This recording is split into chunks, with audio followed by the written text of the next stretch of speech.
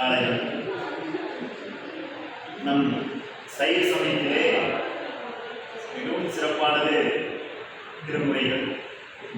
சைவத்தில் வேறு சமயங்களை என்றெல்லாம் அருளாளர்கள் சைவ சமயத்தை பற்றி எடுத்துரைக்கிறார்கள்.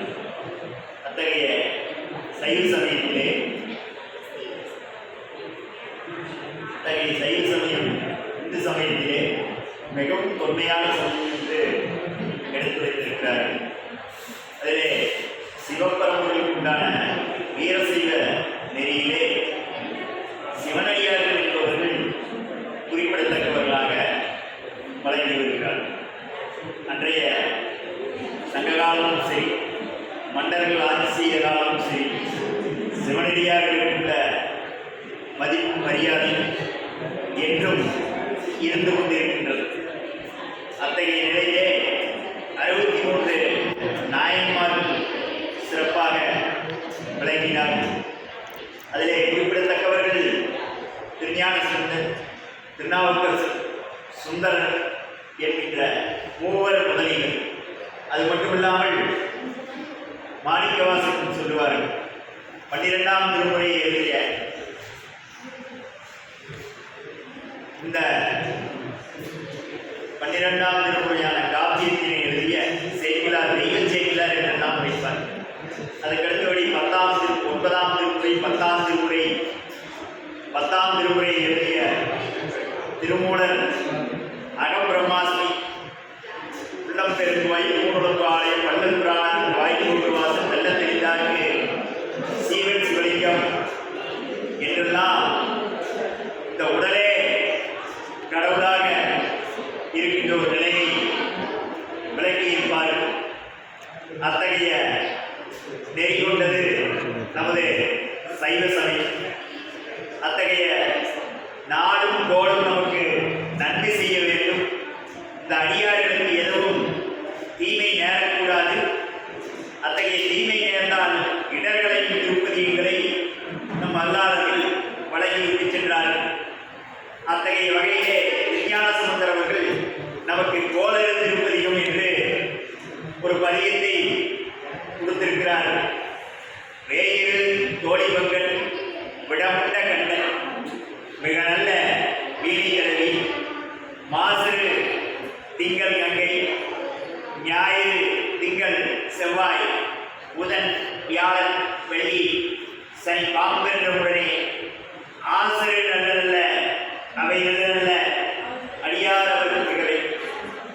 ஆகவே இந்த நாடும் கோடும் அடியார்களை ஏதும் செய்யாது என்பதை இங்கே விளங்கியிருக்கிறார்.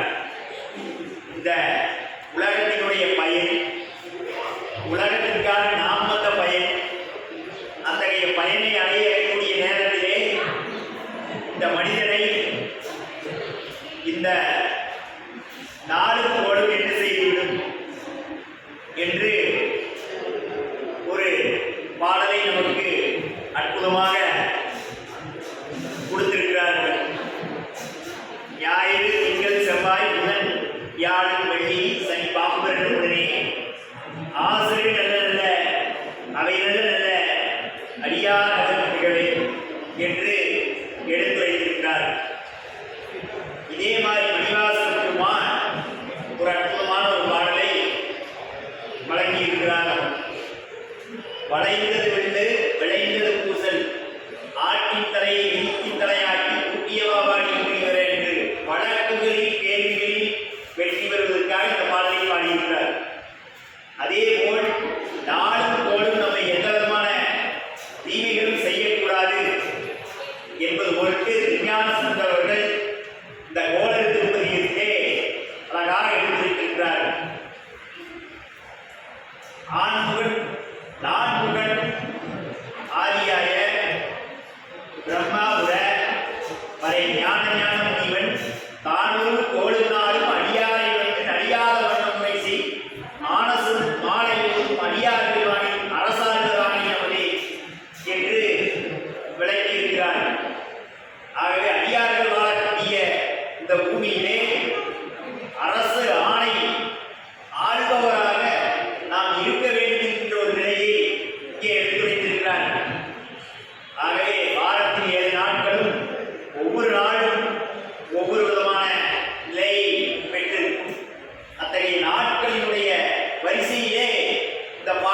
அற்புதமாக அமைந்திருக்கின்றது.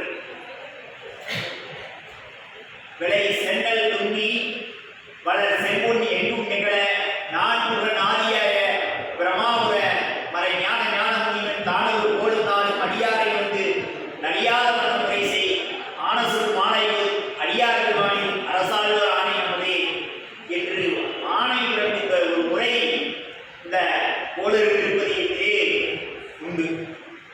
ஆகவே ஒரு வீரசைவ அடியாரை நாளும் போலும் எதுவும் செய்யாது என்கின்ற ஒரு முறையிலே இந்த பாடலை அற்புதமாக படைத்திருக்கிறார். அங்கே சிவப்பரம்பொருளுடைய ஆற்றல் இந்த அடியார்கள் மக்களுக்கு கிடைக்க வேண்டும். ஆகவே இந்த அடியார்கள் மக்களை முதலில் வணங்க வேண்டும்.